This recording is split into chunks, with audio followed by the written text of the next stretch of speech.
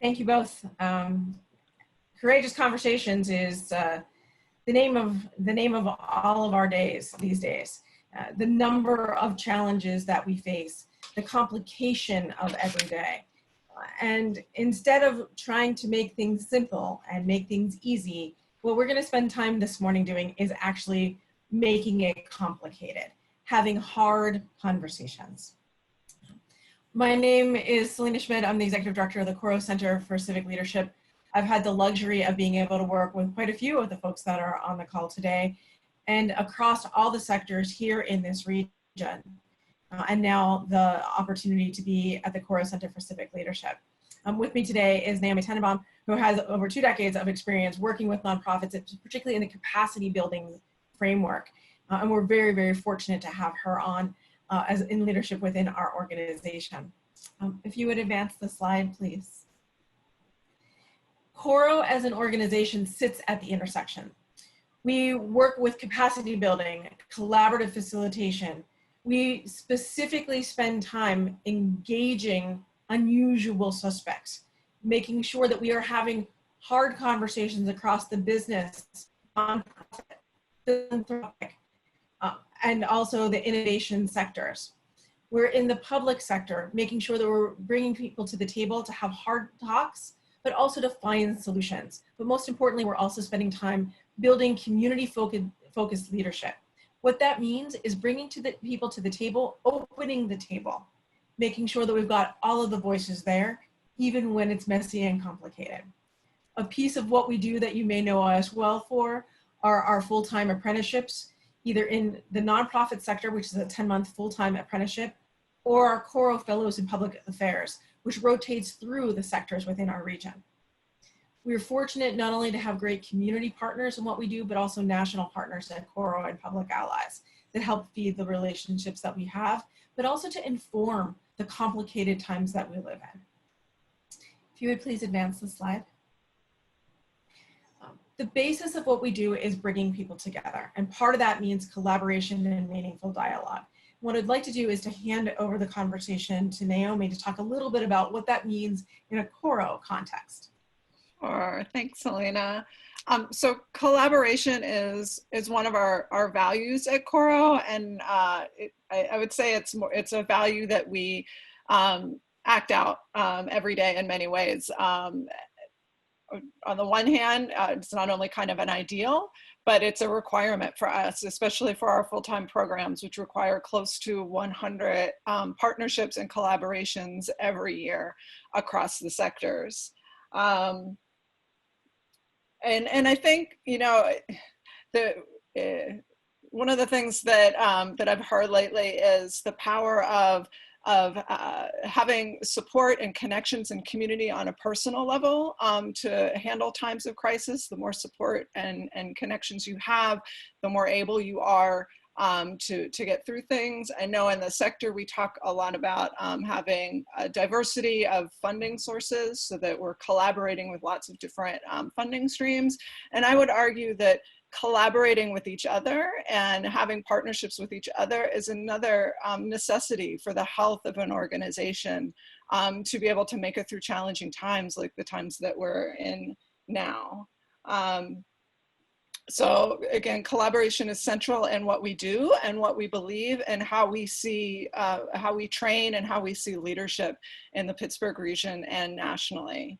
And also, you know, collaboration, it's sometimes can be easy to collaborate with people who are like you, who are doing the same things as you in the community, but we also value collaboration and dialogue and working with folks who maybe have different strengths or different perspectives than you do. That's one of the things that CORO does, is try to create dialogues across perspectives and across difference. And I would include that being maybe even just a difference in how you would approach a problem in community or approach something that's happening in community. Or a different strength in your organization. If one organization has a really good, is very good at marketing, another organization might be really good at training. Come together and see how you can help each other is another way to collaborate. And I am turning this back over to Selena, I believe. And you're muted, Selena.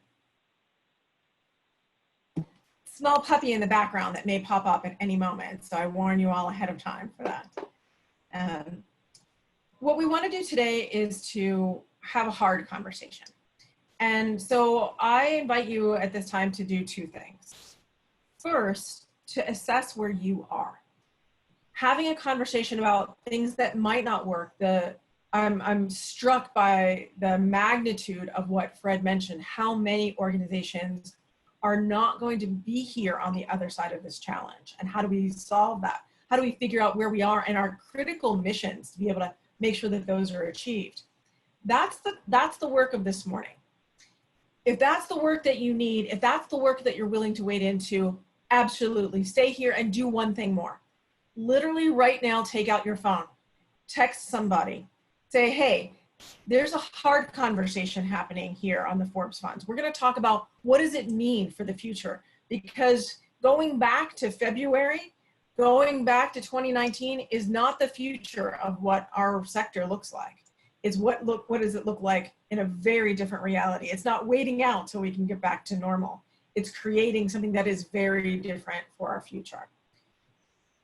If, however, when you sit back and you say, you know, today, like right now, who I am, where I am personally, I can listen to this recording later and I can get information from it. But today I need to be in a different space. I can't do hard talk conversation today.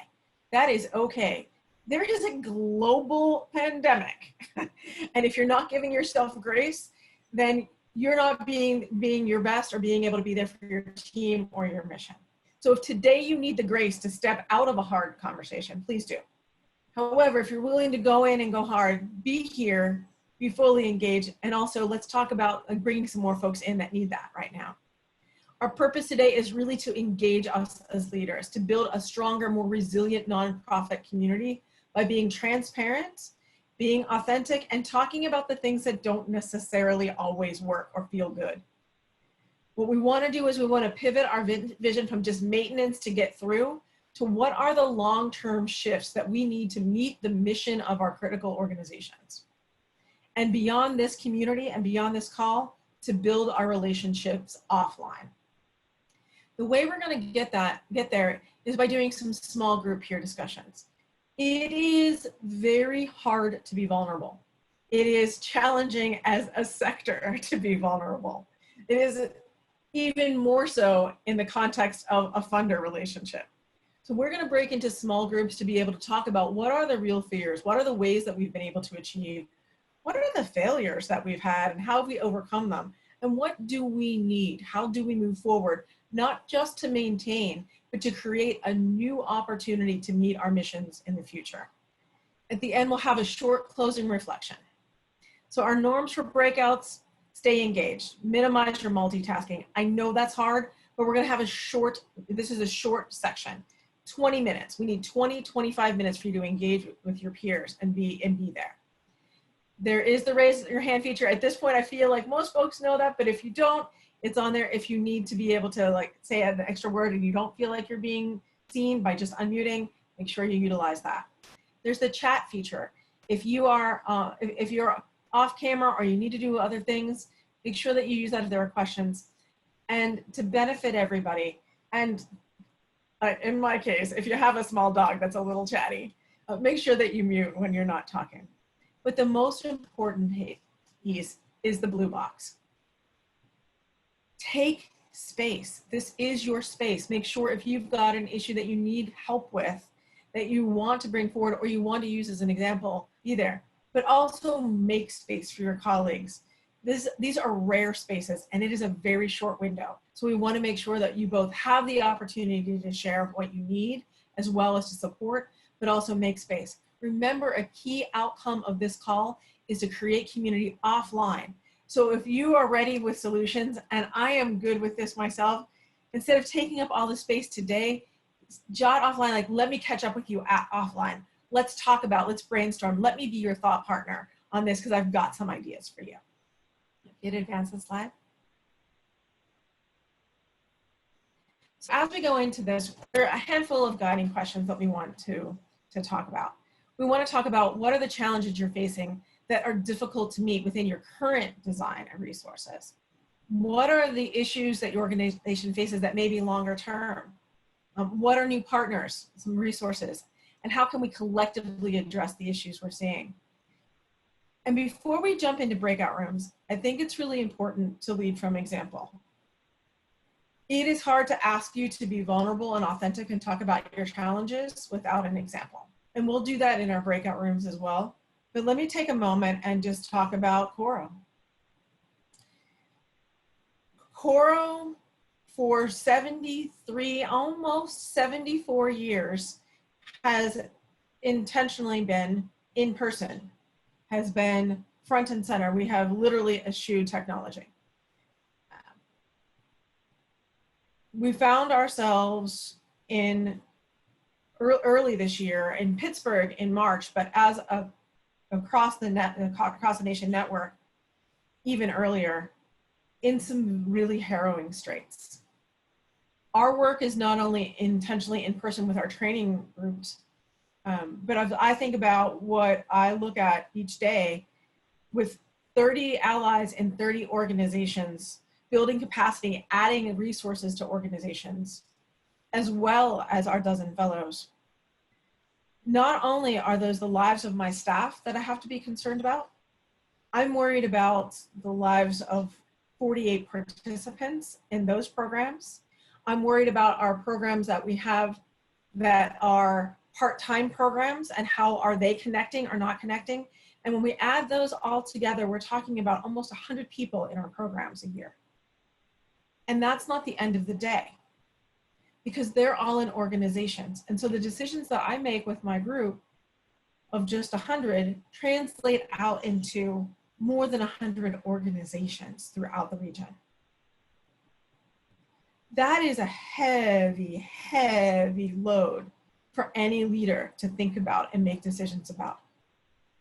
I mean, I'm up all day long for changing thought and being able to create a new future and open people's eyes to new identity, to new opportunities, to potential. But their physical lives in my hands are really different. That was not something I was prepared to do. We pivoted quickly, we got online, we were like, okay, we made virtual happen. I have the most amazing team that was willing to throw in unbelievably time, effort, all their outside learning. I was able to tap into my national CORO network, my national public allies network. But when it came down to how do I make decisions, it's also an awkward position to be in as a leader. You need to talk to your team. You need to know where they are, what they can do, what they're afraid of. But I also need to be thinking about all the other elements and give them the space to get their work done. I have colleagues that are in San Francisco, in Los Angeles, and in New York. They were hit in a very different way than we were up front. I needed to hold space for them, but also learn from them. But fortunately, I also reached out to people across not just the nonprofit sector. I'm lucky. I have a background where I've worked in the public sector. I was chief staff for the city council president, made relationships across many lines, including with people who work with disasters on a regular basis. I was able to reach out and tap those resources to find out, like, what do I need to do? How do I even need to be thinking about this? On the flip side, I called people that I knew from my time in startups and said, this is not something that our nonprofit sector as a whole, but certainly not our organization, who's been here for a long time, is prepared to handle. A handful of text messages, a handful of intentional conversations where I let my entire guard down to be able to start making some really hard choices about what was right for us. Again, I'm really fortunate. I have an incredible team. We've been able to pivot. But when we look at the fall is going to be different for us. Next year is going to be different for us. We've got a cohort that we now need to blend not just Pittsburgh, but New York into our work. With our Public Allies program, we're looking at how do we do a national cohort? How do we help organizations across the country from Pittsburgh in a very different way? And even more importantly, here at home, what are the real needs that we've never identified that we can do here? So whether it be using our space, which has been empty for months, so that 412 Food Rescue and the Food Bank can work with the Latino Community Center to do food distribution for over 1,000 families. Or if it's, how do we pivot our model so we can actually support people when they need it? That's the hard work that we're doing right now. And we're doing it with other people outside our realm. We would not be able to do it if it weren't for conversations that were hard for me, phone calls that were hard to say, I don't know. But because of it, we're really fortunate to have the benefit of the public sector knowledge, the private sector knowledge, our nonprofit partners, and also very, very grateful for our thought partnership with the Forbes Funds to be able to help us think through what this looks like for risk scenario planning. That's where we are. It's hard, we're tough. We know it's gonna be a rocky road. We've made a lot of changes, learning from a lot of things. But that's what I'm asking for in a short snippet to give in these breakout rooms. Talk about what that means. What does it mean to say, not just how do we get back to what 2019 looked like, but what does 2022, 23, 24 look like in light of what we know now? It's a short window. Be vulnerable if you can. If you can't, use a technique that we've used in other things, which is say, it's not my organization, but an organization I volunteer with or I'm on the board for that I need some information for. If you can't put that all on the line today, try to take advantage. And then be there for the folks offline when we finish up. I know that was a long intro and we've got a lot of work to do. But I think it's really important to say we can all do this together because we're all in this together. Our missions matter, and we want to take some time today to make sure that our missions succeed.